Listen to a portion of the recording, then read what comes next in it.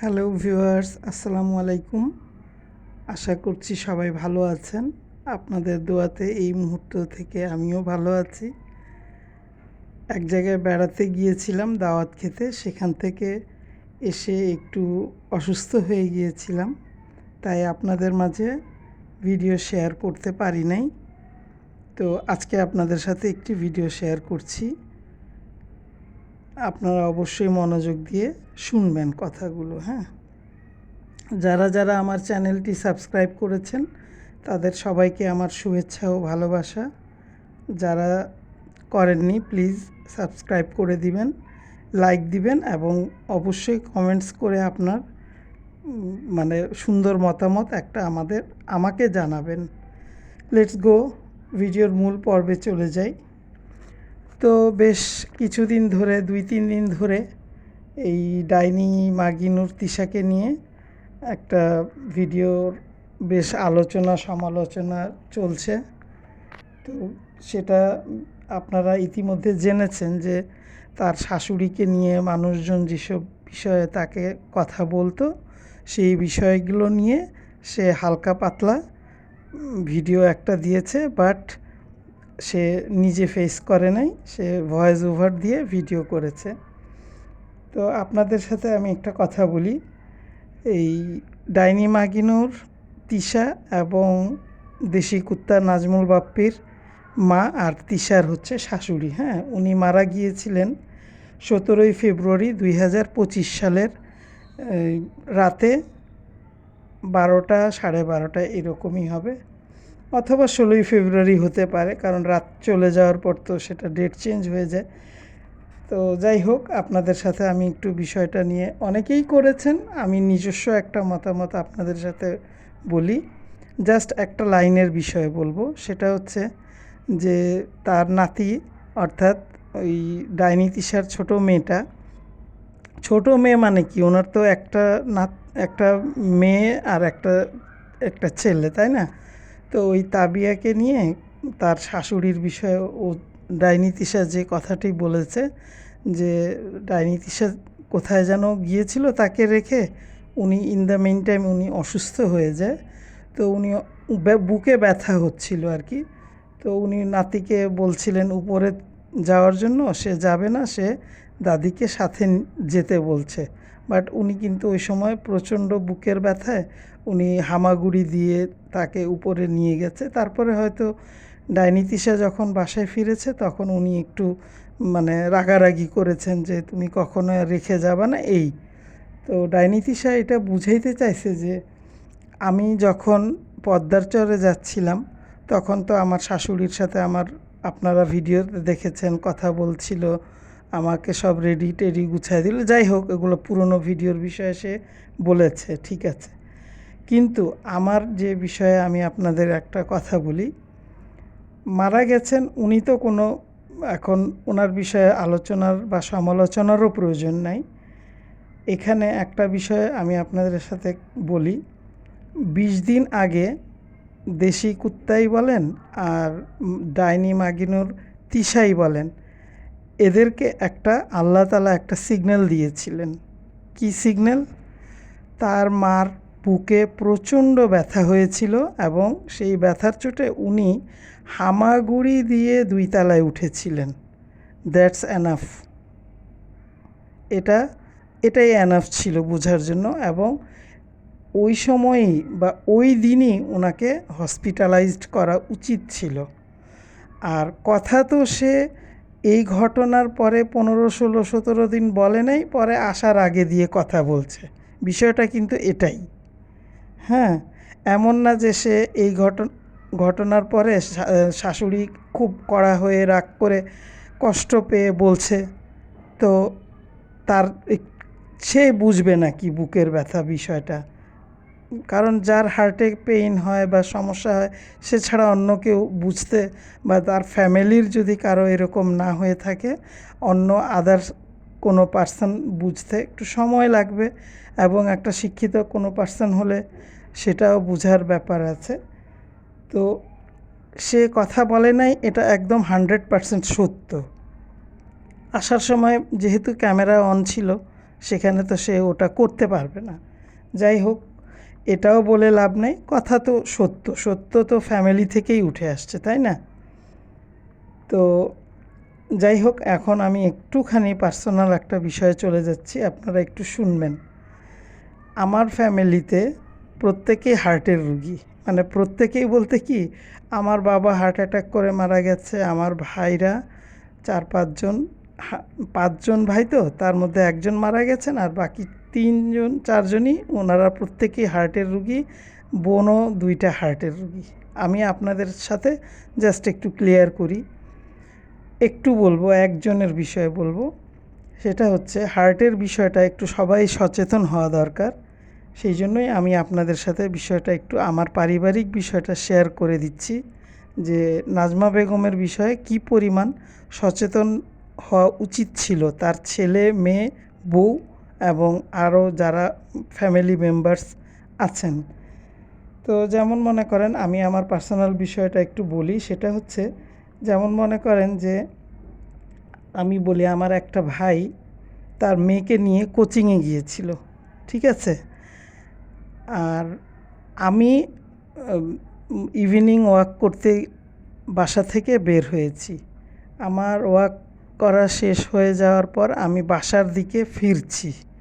আমি উপরে বাসায় উঠব, ইন দ্য মেইন টাইম গ্যারেজে আমি যখন ইন করি, ইন দ্য মেইন টাইম আমার ভাই আমাকে ফোন দেয়, যেই ভাইটা মেয়েকে নিয়ে কোচিংয়ে গিয়েছিল, মেয়ে ও লেভেল মানে কোচিং ক্লাসে ছিল আর কি।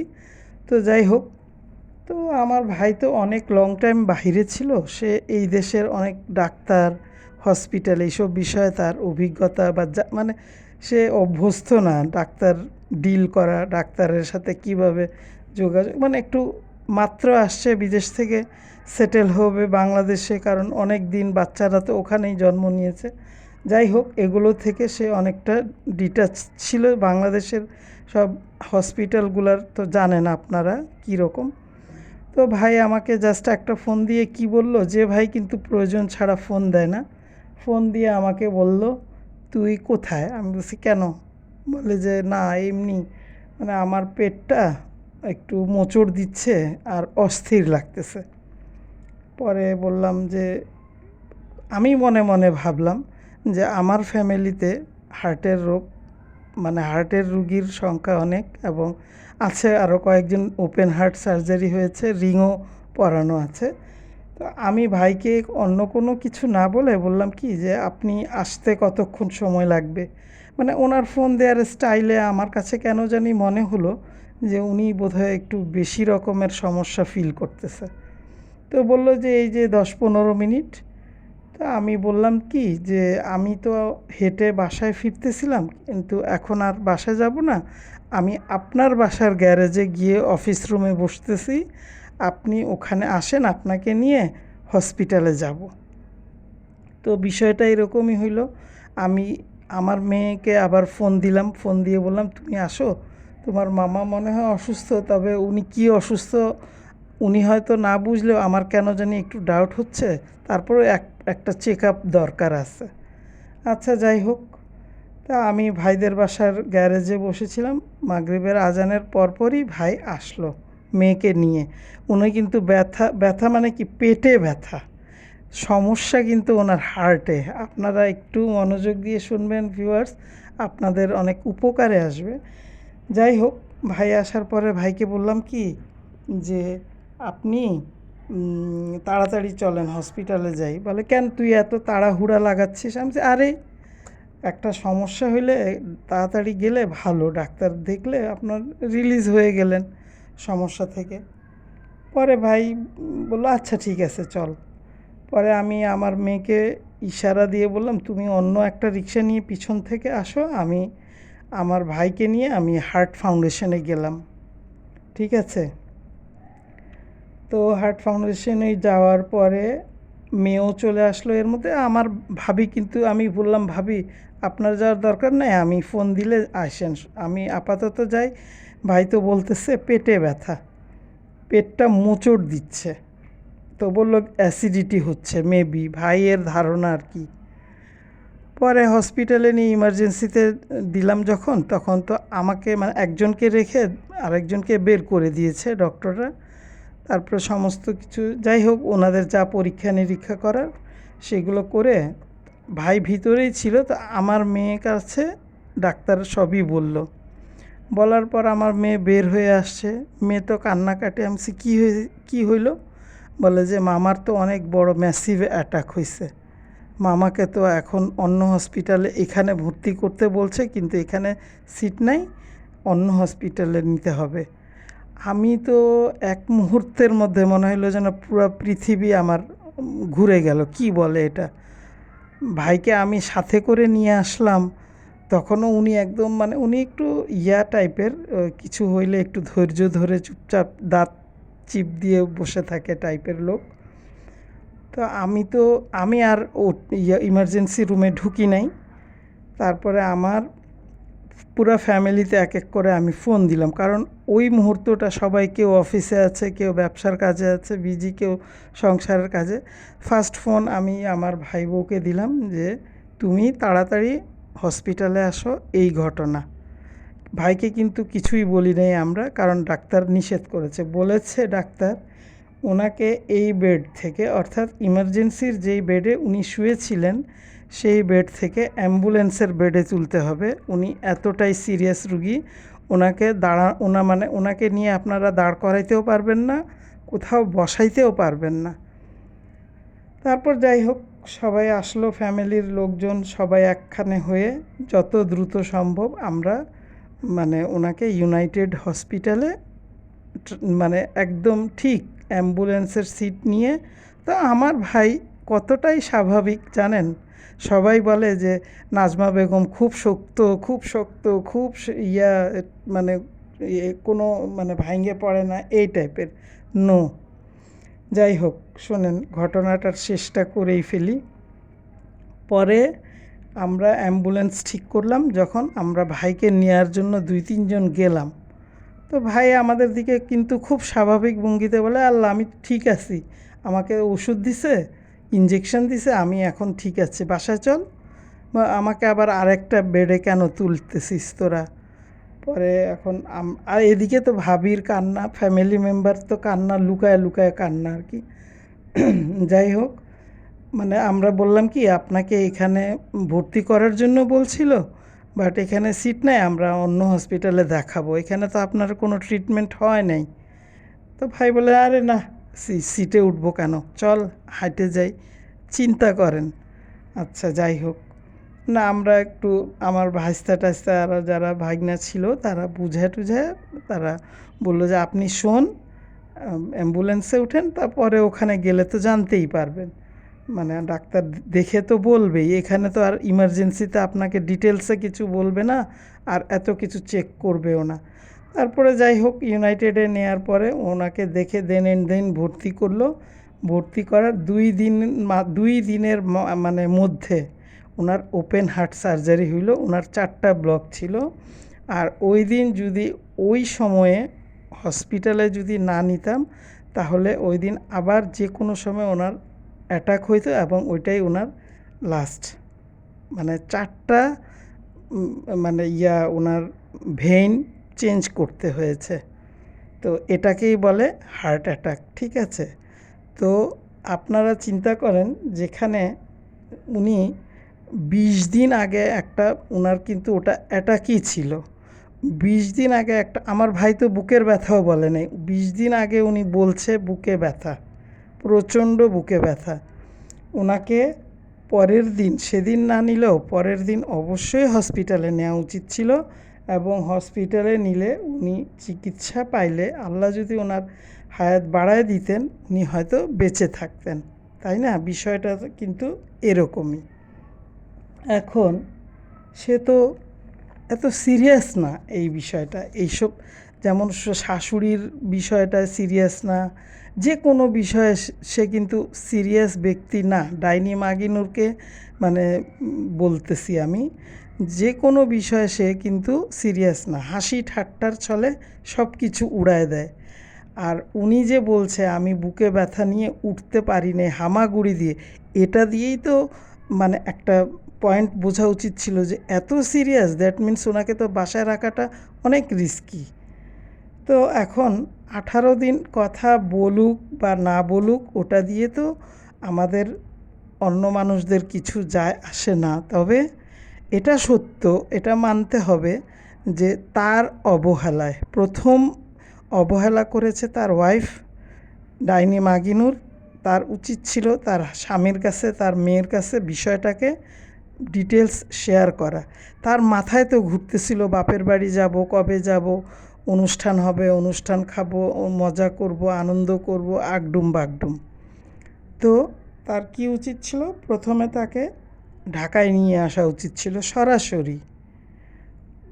এয়ার অ্যাম্বুলেন্সে আনলেও পারতো ইচ্ছা করলে, কারণ হার্টের রুগীর এক ফোঁটা, এক মানে সুতা পরিমাণ কোনো রকম সময় দেয় না যদি হার্টের রুগী ঠিক মতো বলতে পারে।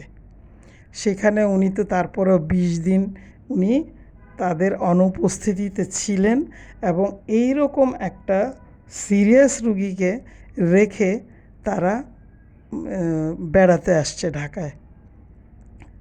আর আমি আজকে খুকির পারপাসে, মানে খুকিকে, মানে ও হচ্ছে কি এক কন্টেন্ট তৈরি করার সাবজেক্ট খুঁজে, তো ডাইনি মাগিনুর, তো খুকিকে ব্লেম দেয়া হচ্ছে। আমি নাজমা বেগমের মৃত্যুর সময় যেসব ভিডিও সে দিয়েছে, সেই সব ভিডিওতে প্রত্যেকটাতে খুকি কিন্তু ওই নাজমুল বাপ্পির বউ ডাইনি তিশা, তার বিষয়ে সে খুবই ভালো বলেছে, তার শাশুড়ির বিষয়ে ভালো বলেছে, তাদের মধ্যে রিলেশনের বিষয়ে ভালো বলেছে। খুকি লাস্ট যখন ঝগড়া হয়েছে, তখন হয়তো খুকি, তারা এত কিছু বলতে পারে একটা মানুষকে, এত নির্যাতন করতে পারে, এত অত্যাচার করতে পারে, তো সেই মানুষটা কি একটা কথাও না বলে থাকতে পারবে? কেউ পারে? এমন ভালো কি এই জগতে কেউ আছে? তারা যে তার ভাইয়ের বউকে এত বাজে বাজে কথা বলেছে, মানে রীতিমতো বাড়ি ছাড়া করে দিয়েছে, তো সেই মহিলা যে এইটুকু বলেছে, এটা তো কমই বলেছে আমার হিসাবে। তার তো উচিত ছিল তানজিলার বাবার ইতিহাস, তানজিলার জন্মের ইতিহাস, তানজিলার 14 গোষ্ঠীর ইতিহাস সব কিছু মেলে ধরা। ভাত কি ও খাবে নিয়ে, নাকি তার ভাই খাবে ওকে নিয়ে? কোনো ভয় পাওয়ার কিছুই ছিল না, উচিত ছিল খুকির সব কিছু ক্লিয়ার করে দেয়া। আর সে শাশুড়ির বিষয়, এই ডাইনি তিশা, তুই যে তোর শাশুড়ির বিষয় ক্লিয়ার করতে আসছিস, তুই মূর্খ একটা মহিলা, তুই কি বুঝিস যে হার্টের ব্যথা কি আর কি ব্যথা কি? তুই আসছিস 18 দিন কথা বলি নাই ক্লিয়ার, তুই বল আমি কি কি অবহেলা করেছি, আমি কি, আমার কি করা উচিত ছিল, আমার স্বামীর কি দায়িত্ব ছিল, আমাদের কি দায়িত্ব ছিল। একটা হার্টের রুগীর যদি একটা শব্দ বলে, দ্বিতীয়বার যে আরেকটা শব্দ বলবে সেই রকম কোনো অপশন নাই, যদি রিয়েলভাবে সে অ্যাটাক করে থাকে। এবং উনার মৃত্যুটাও তো সেভাবেই হয়েছে। এই বাদাইম্মা জুয়ারির ভিডিওতে শুনলাম, তার মায়ের সাথে সে বলতেছে, তার মা বলতেছে যে ডাক্তারখানায় নেয়ার পর ডাক্তার বলছে উনি বাসায় মারা গেছে। তার মানে তার ছেলের সাথে কথা বলার 5 মিনিটের মাথাতেই উনি হার্ট অ্যাটাকেই মারা গেছে। উনি চিল্লায়া, মানে ওই যে ডাইনি তিশার মা, সে বলতেছে শাহিন বাদাইম্মা জুয়ারিকে যে উনি খালি বারবার চিল্লাচ্ছিল আর বলতেছিল তোমরা আমাকে বাঁচাও, অক্সিজেন দাও, আমাকে অক্সিজেন দাও, আমাকে অক্সিজেন দাও। তো বিষয়টা এবার এই ঘটনাগুলা আজকে যদি দেশি কুত্তা, হ্যাঁ, এখন আপনারা বলতে পারেন যে হায়াত ছিল না তো তাই বাঁচে নাই। নো, হায়াত ছিল না, সেটা সাবজেক্ট কিন্তু ভিন্ন। এখানে উনি ডায়াবেটিস রুগী, দ্বিতীয়ত উনি হার্টের প্রবলেম হয়েছে, উনি নিঃশ্বাস নিতে কষ্ট হচ্ছিল। দেশি কুত্তাই বলেন আর ডাইনি তিশাই বলেন, বাসায় যদি থাকতো মুহূর্তের মধ্যে তারা একটা হসপিটালে নেয়ার ব্যবস্থা করত। আশেপাশের প্রতিবেশীরা নিয়ে যাবে, দেখা করবে, তার ডাক্তার দেখাবে, এইসব ভরসা তো থাকতো না, তাই না? হায়াত থাকলে তো তখনও উনি বাঁচতে পারতো বাসায়। 5 মিনিট আগে যে কথা বলছে 5 মিনিট পরে তো সে মরে যাওয়ার কথা না। যদি হায়াত থাকতো। তো এখন খুকির উপরে মানে খুকি তাকে ফ্ল্যাশ করে দিয়েছে যে আমি 18 দিন কথা বলি নাই। এটা অবাস্তব কিছুই না, কারণ যে মানুষ এরকম বলতে পারে যে আমি হামাগুড়ি দিয়ে সিঁড়ি বাইয়ে উঠছি, তুমি তোমার সন্তানরা কোথাও গেলে নিয়ে যাওয়া, তারপরে তারা সেই মানুষ তারা আবার পদ্মার চরে যায় কিভাবে? একজন তো অন্তত থাকা উচিত ছিল, বড় কেউ তার পাশে। ডাইনি তিশা যতই বলুক, যাই বলুক, আমি হ্যান, আমি ত্যান, আমি আগডুম, আমি বাগডুম, আমার শাশুড়ির সাথে খুব ভালো রিলেশন ছিল, হ্যান ছিল, ইভেন খুকি যে সেও কিন্তু ওই ভিডিওতে বলছে এমন শাশুড়ি বউয়ের মিল দেখি নাই, মার্কেটে গেছিলাম একসাথে 3 পিস কিনছে, অনেক ভালো ছিল, আপাকে কোনো দিন কাজের চাপ দেয় নাই, নিজেই সব কিছু করতো। তো এগুলাও বলা উচিত ছিল। ডাইনি তিশা, তুই এগুলা কেন বলিস নাই ভালোটা, যে খুকি ভালো কথাও বলছে? খুকির অনেক বড় ভুল জীবনে করে গেল, তার উচিত ছিল যে একদম তার মেয়েকে নিয়ে ওপেনলি সব কিছু ক্লিয়ার করে দেয়া। আচ্ছা ডাইনি তিশা, তুই যে তোর শাশুড়ির বিষয়ে বললি যে 18 দিন কথা বলি না, এক আমি জানি আল্লাহ জানে, তখন কালা তখন কালা তখন কালা, এই কালা কালা করতে গিয়েই তো সব শেষ হয়ে গেল, তাই না?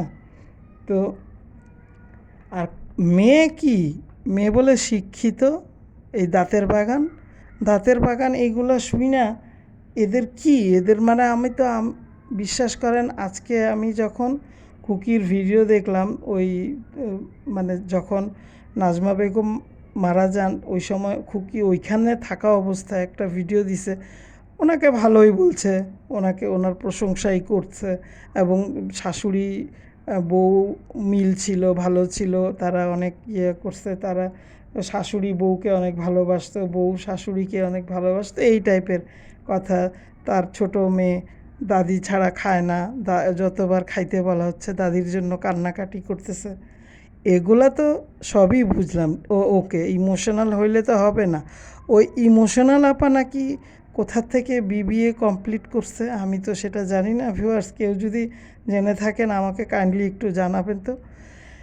একটা মায়ের সাথে দিনে রাতে যদি 3বার 4বার কথা হয়, সেই মায়ের যদি হার্টের, বিশেষ করে কোনো ফ্যামিলিতে বা কারো হার্টে যদি প্রবলেম থাকে, সে যদি বলে আমার যে কোনো জায়গায় আনইজি ফিল করতেছি, তাকে মুহূর্তের মধ্যে তো হসপিটালে নিতে হবে। কারণ আজকাল মানে এমন না যে হার্টের প্রবলেম আছে হার্টেই পেইন হবে, এরকম না। অনেক সময় হাতটাও পেইন করে, অনেক সময় পিঠেও পেইন হয়। যেমন ধরেন আমার ভাইয়ের বিষয়টা আপনাদেরকে বললাম, যে আমার ভাই বলছে আমার খুব সম্ভবত আমার অ্যাসিডিটি হয়েছে, আমার পেটটা মোচড় দিচ্ছে। তো এখন কি হইল, তোর এই টাকা পয়সা ভোগ করার অনেক শখ ছিল তো ডাইনি, তুই এমন দিন তোর আসতেছে, মানুষের প্রতি অবিচার করছিস না। তোর এই যে নাজমুল বাপ্পি দেশি কুত্তা যে আছে না, সে নিজেও সেমভাবেই তার অ্যাক্সিডেন্ট ঘটবে, এবং এটা বদদোয়া না, মানে মায়ের প্রতি অবহেলার কারণটা বলছি, মানে এটাই হবে। এবং সেম তার এই ডাইনি তিশার বেলাও এটাই হইতে পারে, কারণ তুমি যেমন করবা ওরকম হবে না, তা তো হবেই। কারণ একটা মানুষকে তোমরা জেনে শুনে তাকে একা ঘরে, একটা ছোট একটা বাচ্চা ছেলে, সে কি বুঝে?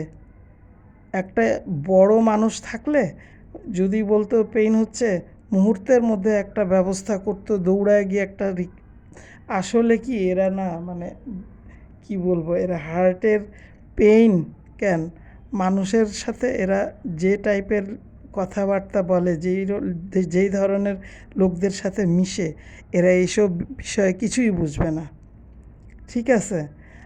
আর একটা জিনিস দেখেন, উনি মারা গেছে, ওনার কথা আমি বাদ দিলাম, উনি তো নাই দুনিয়াতে, তাই না?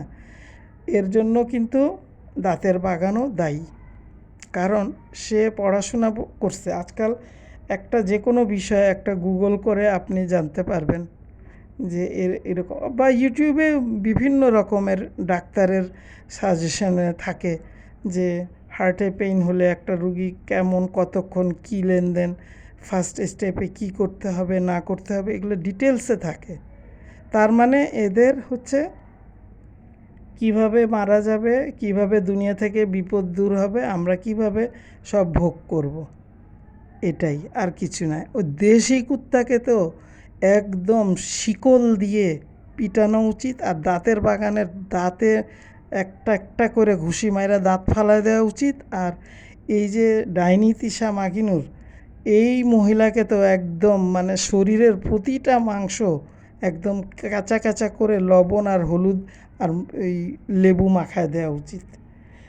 হ্যাঁ, আমার উনি কেউ লাগে না, তারই শাশুড়ি, কিন্তু তার শাস্তিটা হওয়া উচিত মিথ্যা কথা বলার জন্য, একটা মানুষের অবহেলার দৃষ্টিতে দেখার জন্য, এবং সে যে অশিক্ষিত এটাই তার প্রমাণ, আর কিচ্ছু না। তার এই অশিক্ষিতর প্রমাণই হচ্ছে তার শাশুড়ির মৃত্যু, এবং সে যে একটা ননসেন্স এটাই তার প্রমাণ। আবার সে আসছে খুকি পারপাস কথা বলতে, খুকি কি বলল, খুকি কি না বলল, এত বড় বড় অন্যায় করে আবার ভালো সাজো, হিজাব আর ইয়া কি কি কি পরো, ওগুলো পড়লেই হয়ে গেল। মানুষের সাথে ভালো হওয়া শিখো। এখন কয়েকদিন পর তো ঢুকতেছে মেয়ের ইয়াতে, সংসারে, এই যে অলরেডি নাক ঢুকানো শুরু করেছে। আর একটা জিনিস বলি ভিউয়ার্স, আমার ভিডিও তো প্রায় শেষের দিকে। এখন আমি একটা জিনিস যেটা দেখলাম, যখনই এই মানে এই বাদাইম্মার বউ চাপা শুটকি আর এই জুয়ারি বাদাইম্মা কোনো প্রোগ্রাম করছে, তখনই ওদের বাড়িতে একটা না একটা দুর্ঘটনা বা অ্যাক্সিডেন্ট হয়েছে। যেমন মনে করেন, আমি তো 2 দিন ধরে তার ভিডিও দেখে আমি খেয়াল করলাম, পর্যবেক্ষণ করলাম। যেমন মনে করেন, তাদের ফার্স্ট যে অনুষ্ঠান হওয়ার কথা ছিল সেই অনুষ্ঠানটা হইতে পারে নাই এই দেশি কুত্তার মা মারা যাওয়াতে। অনেক লোকজনকে দাওয়াত করা হয়েছিল, ঠিক আছে, সেখানে অনেক মানুষজন ছিল। আমিও ওই দেশি জুয়ারির মতো ঠিক আছে ঠিক আছে বলতেছি। যাই হোক, তো তখন একটা এই যে বড় একটা ইনসিডেন্ট হওয়ার পর তারপর তারা ব্যাক করে, ওই অনুষ্ঠানটা বাতিল হয়ে যায়। আচ্ছা, এটা একটা বড়, কত বড় একটা দুর্ঘটনা, তাই না? আচ্ছা, এই দুর্ঘটনার পরে আরেকটা কি হইল, এই যে এইবার যে প্রোগ্রামটা আবার করা হইল, এই প্রোগ্রামের সময় এই খুকির যে বিষয়টা নিয়ে গণ্ডগোল হইল, খুকির ভাই বউ নাকি কে খাবার নিয়ে আর কি, টোটালি যেটা বলা যায়, এই খাবার নিয়ে যে তাদের মধ্যে যে গণ্ডগোলটা হইলো, তো সেম ওই সময় তার মা মারা গেল, ডাইনি তিশার মানে শাশুড়ি আর কি, আর দেশি কুত্তার মা।